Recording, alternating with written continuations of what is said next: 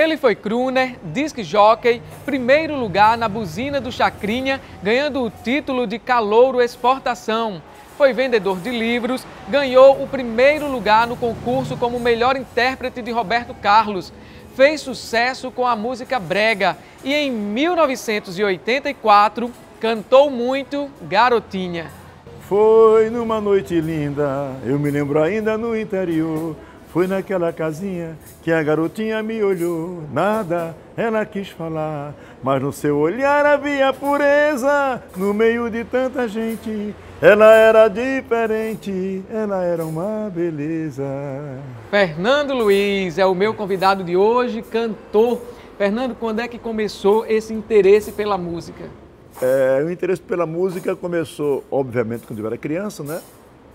Num Dia das Mães, em 63, quando eu apresentei minha mãe com uma música chamada Flor Mamãe, de um cantor de Lages, né? Um cantor mirim, que se chamava na época José Leão. Andei por todos os jardins, aí eu descobri que eu gostava de cantar. Cantei pela primeira vez em público em 63, no comercial Atlético Clube Nova Cruz, e em 69, quando eu vim continuar meus estudos em Natal, fazer o curso clássico, eu fui convidado para fazer parte dos Apaches. Então, profissionalmente, eu viria a me tornar profissional em 1970, mas tudo começou em 69 como crooner dos Apaches. Mas aí, em 70, você adquiriu um registro profissional. É verdade. A passagem pelos Apaches foi muito importante, porque na época eu não era profissional ainda. E considero isso como um estágio. Tinha 17 anos, Tinha 17 anos, foi em 69, e em 1970, aí sim, eu fiz um curso na Ordem dos Músicos e me tornei profissional em 1970, né? Daí eu estava comemorando em 2020 50 anos de música como profissional. E fiquei nos Apaches até 73, nesse ínterim também fui disc jockey e aprendi muita coisa também no rádio nesse período. E fiquei até 73 nos Apaches, depois fui para o Rio de Janeiro. Como foi essa experiência no rádio? A experiência no rádio foi a convite de um empresário dos Apaches, Catolé, que era discotecário da Rádio Nordeste, e tinha um radialista chamado J. Belmont, que tinha um programa na Rádio Nordeste e foi contratado pela Rádio Cabugi. E então, como a Catolé sabia que eu tinha uma vivência, uma boa comunicação, ele conseguiu esse emprego para mim na Rádio Nordeste, onde eu fiquei até no final de 73, eu era crooner dos Apaches e também tinha um emprego na Rádio Nordeste. Quando eu resolvi largar tudo e tentar a sorte no Rio de Janeiro, que sempre foi meu sonho. Eu não queria ser crooner de banda a vida inteira. Eu queria ser um cantor solo, um cantor de frente, um cantor, digamos assim, não de banda, mas um cantor. Definir um estilo musical. Definir um estilo, Foi muito bom o meu período nos Apaches, porque eu cantava tudo, rock, pop, forró, música internacional, mas eu sempre procurei manter... Isso dá uma experiência também para quem está começando, né? É perigoso, porque às vezes você pode querer cantar parecido com a gravação original.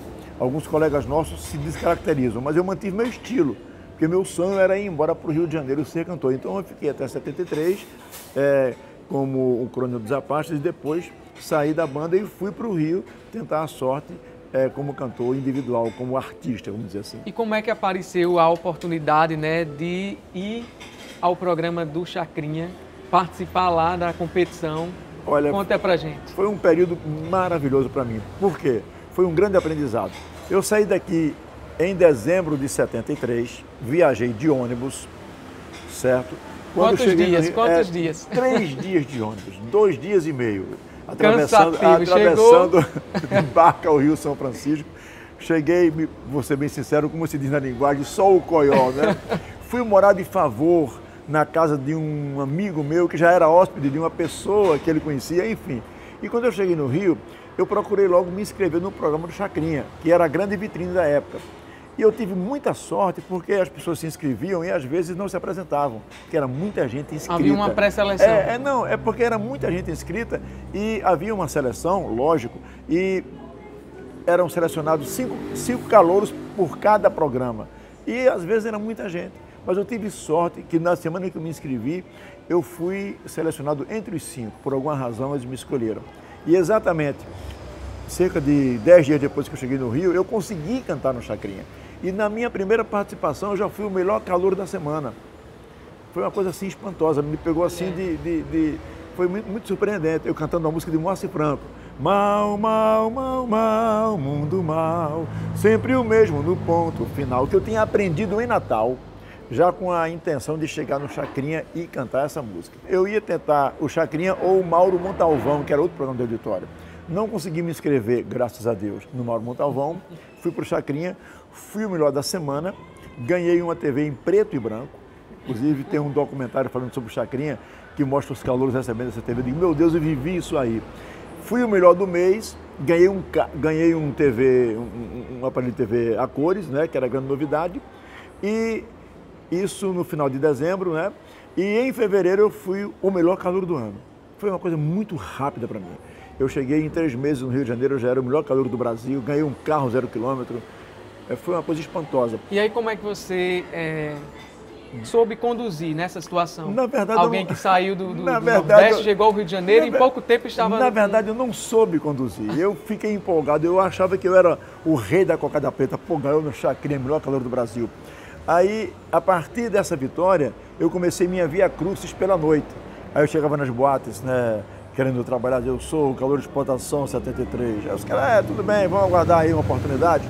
E eu comecei a circular na noite, mas eu comecei a aprender aí, realmente. Porque já tinha na noite muitos veteranos que não eram calouros, mas eram grandes profissionais. Por exemplo, Alcione cantava na Boate Bolero tocando trompete, Sidney Magal cantava na Boate Plaza já fazendo aquelas coisas dele, Elimar Santos cantando, imitando Maria Bethânia, vestido todo de branco na Boate Capela. E eu fiz essa via crucis, conheci várias pessoas e conheci grandes nomes que não foram conhecidos, mas eram grandes gênios. Edson Leite, que cantava em vários idiomas, Nino Gato, um paraense, que depois foi sucesso como artista na região norte. E você buscando seu espaço em meio a essas feras todas. Shirley Montenegro, um travesti, cantando já com falsete, uma coisa, era uma sombra para mim. E eu não tinha espaço, porque sem saber, eu chegava com a empáfia do vencedor do Chacrinha, mas eu era apenas um calouro vencedor. E os outros eram profissionais. É tanto que eu fiquei na noite ralando, sofri muito, ao ponto de ter que vender o carro que eu tinha ganho, dividir o prêmio com o primeiro colocado, que o Chacrinha pediu na hora da decisão, né? Que eu ganhei no Chacrinha. Eu dividi e abri uma caderneta de poupança e um ano depois eu não tinha grana. Por quê? Porque eu não conseguia espaço na noite que desse para eu me manter. Aí foi minha grande escola, foi exatamente essa.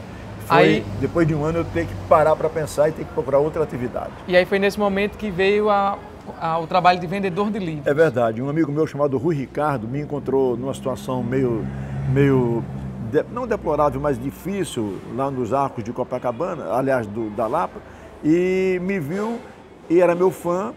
E quando ele me viu naquele estado já em dificuldade, ele me convidou. Você já era pai nesse momento? Ainda não. Eu estava, namorava já com a garota aqui de Natal, mas não tinha casado ainda, né? Mas ele me convidou para trabalhar na Abril Cultural, dizendo que eu ia ser representante da revista Veja. Me levou como se eu fosse ser repórter. Eu engoli a corda, graças a Deus, entrei na Abril, me tornei um vendedor razoável e durante um certo período fiz um estágio e comecei a trabalhar como vendedor. Aí sim, nessa época eu me casei. E em 75 já fui pai do meu primeiro filho. E no trabalho da venda de livros, você conseguiu chegar ao cargo de gerente. É verdade, eu era muito dedicado. Passou um bom tempo então lá. Passei. Não, a minha primeira venda foi impressionante porque eu consegui entrar num edifício lá na Avenida Afrânio de Melo Franco e consegui vender uma enciclopédia. Naquele dia a comissão que eu ganhei era mais do que eu ganhava um mês nas boates. Aí eu decidi ser vendedor, me dediquei. Fiz um trabalho lá durante 4 anos, cheguei a ser gerente adjunto, entendeu? E foi para mim uma grande experiência, até que em 79 eu me encontrei, trabalhando como vendedor, me encontrei com o deputado Carlos Alberto em Brasília, ele me convidou para voltar para Natal, eu voltei em 80, já casado, pai de 2 filhos, fui trabalhar no jornal dele, não deu certo, trabalho no jornal, não me adaptei e passei a trabalhar em rádio, mas em 82 eu gravei um compacto pela Odeon, que me abriu as portas. Em 1975, quando eu já tinha ganho o calor de exportação, o governo Cortes Pereira fez aqui um projeto chamado Reencontro, com vários artistas locais. E João Costa Neto, do Trio Iraquitã, me conheceu e me levou para a gravadora Tapecar. Então, em 75, eu gravei um compacto pela Tapecar. Fiquei preso nesse contrato durante 5 anos, o disco só vendeu 50 cópias E eu só pude voltar a assinar o contrato com outra gravadora depois de 1980. Foi quando eu voltei para Natal e gravei o segundo compacto, que já vendeu 1.180 discos. Nós vamos falar já disso, certo, Fernando Luiz? Mas antes disso, você estava lá no Rio de Janeiro, precisando ter o sustento, decidiu então ser vendedor de livros, foi a oportunidade que lhe apareceu, chegou ao cargo de gerente. É verdade. Mas aí em 79 você volta aos palcos para participar de uma competição, um concurso e ganha como melhor intérprete de Roberto Carlos. Eu queria louco para voltar a cantar, cara. E eu cantava esporadicamente na noite ainda, não deixei completamente a música. Aí o Chacrinha fez um concurso para escolher o melhor intérprete do Roberto Carlos. E eu me inscrevi, era na TV Bandeirantes, em São Paulo. Com Chacrinha também, né? Só que no já Chacrinha, na TV Bandeirantes. Aí eu ganhei como melhor intérprete do Roberto Carlos. Qual foi a música? Você lembra Foi que você Os Botões cantou? da Blusa que você usava. Houve algo muito interessante, porque quando eu estava na final, no dia da grande final, eu cantei Como Vai Você? Como vai você? Eu preciso saber. E a jurada Sinira Arruda me elogiou e disse: Chacrinha, esse rapaz aí é muito bom, cantou uma música linda de Antônio Marcos. Aí ele disse: então ele está desclassificado, porque não pode cantar música de nenhum autor, tem que ser o autor também o Roberto Carlos, né? Aí eu, que modéstia à parte, conhecia bem as coisas, eu falei: então o senhor vai ter que desclassificar o outro candidato que cantou Força Estranha, que é de Caetano Veloso. Então ele suspendeu o concurso e na semana seguinte eu voltei com uma música do Roberto Carlos e o outro candidato também. Mas, como eu já estava escaldado da dificuldade, eu fui no Rio de Janeiro, contratei um fotógrafo chamado Delgado, mandei fazer 100 fotos minhas, que ele fazia as fotos dos calouros e vendia para os calouros. Mandei fazer 100 fotos minhas em preto e branco, e no dia da final, antes de começar a gravar o programa, que era ao vivo à noite na TV Bandeirantes, gravado lá na Brigadeiro Luiz Antônio, eu fui na fila das pessoas que iam para o auditório, grande parte formada por nossas queridas empregadas domésticas, que era o termo que se usava na época, né? Funcionárias do lar. E eu distribuía as fotos e dizia: olha, eu sou do Natal, estou aqui numa batalha, me ajude, torça por mim. E quando à noite o auditório estava cheio, que eu comecei a cantar, aí o auditório explodiu quando eu comecei a cantar Os Seus Botões. Influenciando os jurados ou não, eu sei que eu ganhei então o prêmio. Fiz minha parte, Primeiro lugar. Disputei meu espaço com as armas de que eu dispunha, não é verdade? É verdade.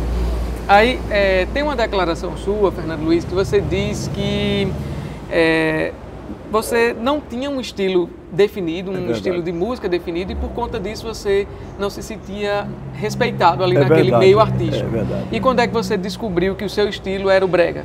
Olha, aí é muito interessante essa colocação, porque eu detestava brega, bicho. Pô. Eu me casei e na casa vizinha ao prédio que eu morava, tinha uma construção que só tocava feiticeira, Casa Xande. Meu filho cantava Tetiteira, e eu detestava aquilo. Depois eu falei pro Casa Xande. Que até hoje... ele riu muito, e depois eu me tornei fã do cara. Acontece que quando eu vim para Natal, depois da minha experiência na noite, que eu vim trabalhar no jornal de Carlos Alberto, não deu certo no jornal e eu gravei outro compacto, que foi o segundo compacto.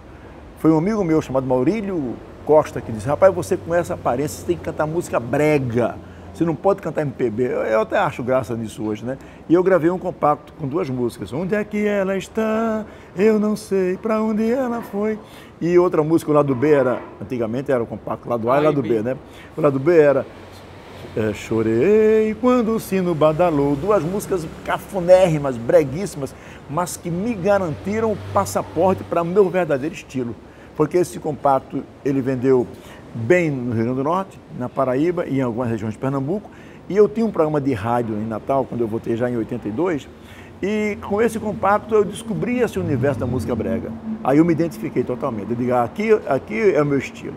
Foi realmente que despertou em mim a sensação de que eu nasci para ser realmente um cantor popular mesmo. Aí, em 84, com o primeiro LP, foi que estourou tudo, o sucesso. É verdade, você se tornou conhecido. Me tornei. Eu já estava desiludido porque quando eu fui contratado pela Odeon, que foi esse compacto, eu recebi a garantia de Miguel Plopks, que era dos Fibres, que era o produtor, de que ele iria me contratar para eu ser o concorrente de Carlos Alexandre, que eu até então não conhecia. Só que um ano depois, Miguel saiu da Odeon, minha gravadora, foi para a RCA Victor e não me levou. Então a Odeon me dispensou. Pronto, eu fiquei sem gravadora. Aí passei por um processo de muita dificuldade, mas um dia, na Rádio Trairi, onde eu tinha um programa chamado Geração Colorida, o divulgador da gravação, através de um amigo meu chamado Ailton de Souza, ouviu o meu compacto e me convidou para gravar um LP, foi exatamente o primeiro LP, que foi o grande sucesso, que eu já estava desiludido já com a vida artística, 15 anos já de batalha, e eu gravei esse LP, que foi o grande sucesso, que foi Garotinha, que sem eu saber, veja bem, foi gravado em 4 dias e em um mês vendeu 9.000 cópias. Composição de... Fernando Luiz. Composição é minha, é uma música minha, entendeu? Foi um grande sucesso, então as pessoas dizem, rapaz, você tem sorte. Não é questão de sorte, é que ali foi o resultado de muito tempo de trabalho. Então, a partir daí, as portas se abriram e eu tinha a consciência de que eu era um cantor regional. O trabalho que eu fazia era um cantor para as pessoas, era uma música para as pessoas dançarem, se apaixonarem, entendeu? Eram músicas românticas feitas com arranjos simples, entendeu? E na época o brega romântico estava em alta. Porque nessa época, Alípio Martins, que foi um dos grandes gênios da música, ele pegou alguns elementos da música que se fazia na Guiana Francesa e transpôs para o carimbó do Pará. Aí ele compôs uma música chamada Quero Você, Quero Você, Quero Você, Quero Você, que foi Carlos Santos, o dono da gravação, quem gravou. E essa música estourou. E depois Alípio fez um LP ele mesmo, com várias músicas dele nesse estilo, inclusive Garota, não seja louca, não. Aí eu entrei Beija nesse... pra quem dá seu coração. Essa Aí eu entrei nesse estilo porque eu já estava compondo nesse estilo sem pretensões. Eu já compunha, foi numa noite linda, eu me lembro ainda no interior. Eu já compunha essas músicas já nessa linha, mas sem pretensões. Aí quando eu fui para a gravação, aconteceu dessa música estourar. Então eu me identifiquei nesse nicho. Eu fui o segundo artista a ser produzido por Alípio Martins. Depois ele produziu Carlos André, depois ele produziu José Orlando, Borba de Paula. Aí vieram outros, especificamente nesse nicho, que era centralizado no estúdio gravação de Belém do Pará, que os músicos todos, inclusive Manuel Cordeiro, que é uma grande referência hoje, que produziu alguns discos meus, e sua equipe faziam uma levada que nenhum estado conseguia fazer, que era o swing daquele estilo musical. A maioria dos artistas era de Fortaleza, a grande maioria dos artistas, quase todos de Fortaleza, alguns de Pernambuco, e de Natal eu fui o único, aliás, Messias Paraguai também passou por essa fase, mas foi a partir daí que eu me identifiquei com esse estilo, que com o tempo passou a ser denominado de forró brega, mas de forró não tem nada, era um estilo de lambada, com elementos da música da Guiana Francesa, com um molho de música latina, entendeu? É tanto que a introdução do Garotinha, essa introdução é baseada numa música de Pérez Prado, Mambo do Ceará. Eu peguei esses elementos. Até me valeu depois um convite para ir para Miami, mas é outra história. Pois bem, então a partir daí eu me inseri nesse contexto. E os jovens gostavam, entendeu? Os jovens, porque era uma música simples, não agredia as pessoas, não incentivava a violência, não tinha apelação, era apenas acordes simples, mas falando de amor, como Garotinha, Surra de Amor. Porque você me chama, quer dizer, Orlando, Bilhetinho Triste, que eu gravei também, vai, Bilhetinho Triste, um gole a mais. No meu primeiro LP, que é de Alípio, eu não queria gravar porque eu não bebia, eles gravem que vai ser sucesso. Sabe, amor, tudo que aconteceu foi porque eu bebi um gole a mais. As músicas tinham uma história e eu me identifiquei demais com esse estilo. Mas aí, Fernando Luiz, chega a década de 90 e o forró, aquele forró de Fortaleza, ele passa a dominar o mercado. É verdade. E aí todos esses cantores brega tiveram que se reinventar para poder continuar no mercado. Fomos alijados do mercado porque um gênio da música nesse estilo chamado Manuel Gurgel pegou os elementos da lambada, que já estava cansando por conta daquela explosão das novelas que exploraram muito o estilo. Ele pegou a guitarra da lambada, introduziu no forró e criou as bandas de forró, Machos com Leite e outras. E os cantores solo, então, passaram por um momento de dificuldade. Então nós sumimos do mercado praticamente, porque passou a predominar esse estilo das bandas de forró de Fortaleza, que depois viria a se tornar o que se chamava pejorativamente de forró de plástico, mas eu não estou criticando, estou apenas dando uma referência histórica. Mas Manuel Gurgel representou muito para a música nessa região. Então a gente passou algum tempo meio assim no ostracismo, cantando apenas para o nosso público específico em alguns lugares. Com o tempo, o estilo foi resgatado e hoje existe uma grande parte do público jovem que curte nossos shows, nossas músicas, porque foram músicas que fizeram parte do movimento, mas elas são atemporais. Elas não são apelativas, as harmonias são simples, elas são dançantes, elas levam a alegria, entendeu? Então, a partir dos anos 90, a gente teve que passar por um período de obscurantismo, vamos dizer assim, né, para depois voltar a ressurgir. São 50 anos de carreira, né, de Fernando Luiz, e nesse tempo, 15 discos. Nós, aqui na conversa, acabamos esquecendo de mostrar um pouco esses discos, eles estão aqui. Queria que você mostrasse aqui pra gente o primeiro LP, o que tem os... Esse aqui foi... Vamos mostrar o primeiro compacto, esse aqui, né? foi o primeiro compacto que não tem, esse foi o segundo que não tem ela. Qual está, ano? né? 82. De 82. Onde é que ela está? Esse aqui foi o primeiro LP. Foi numa noite linda, eu me lembro ainda no interior. É o que tem Garotinha. É, o Garotinha. 84, segundo LP, 85. Vai, bilhetinho triste, vai ao encontro dela. Esse aqui foi 85, 86. Esse aqui foi 87. Vem dançar comigo, menina bonita, em mim se esfrega. Não me diga não, vamos pro salão, vem dançar um brega. Nesse aqui houve aquele espaço de tempo. Eu passei 4 anos sem gravar. E depois foi o período que estava como vendedor. Foi. O vendedor tinha sido no Rio de Janeiro. Sim, do Rio. Né? Aqui teve um momento que você parou. O mercado ficou difícil. Aí eu tentei retomar minha carreira com esse LP aqui, que foi pela gravadora Polydisc, né? Fiz esse aqui, é um disco de forró que pouca gente conhece, chama-se Festa no Interior, certo? E depois do ano de 97, eu retomei a minha carreira gravando vários CDs. Já são CDs. Voltando ao estilo, né? São 8 CDs. Posso falar? Pode vou mostrar aqui. Eles e falando um pouquinho. Já foi de 95, né? Esse aqui foi mais com regravações, né? Foi de 96, né? Esse aqui, quando eu estava de mal com a balança, foi em 2000, né? Lançado pela Gema. 2002, aí vem vários LPs, um a cada 2 anos. Estão regravando músicas que você já tinha lançado. Só regravando músicas conhecidas, só músicas conhecidas, já conhecidas. E agora em 2020, o projeto são esses 2 discos, que aqui é uma seleção de sucessos, e esse aqui é uma gravação de músicas dançantes do ritmo de calypso, que não foram sucesso aqui na região, mas foram sucesso no norte do país. Chama-se Sugar Baby Love, que é uma versão dos Fibras para uma música internacional muito conhecida. Bom, e além desses CDs, na minha discografia tem 2 DVDs. Um que eu gravei comemorando 40 anos de música, né? E um outro que eu gravei quando comemorei 45 anos de música.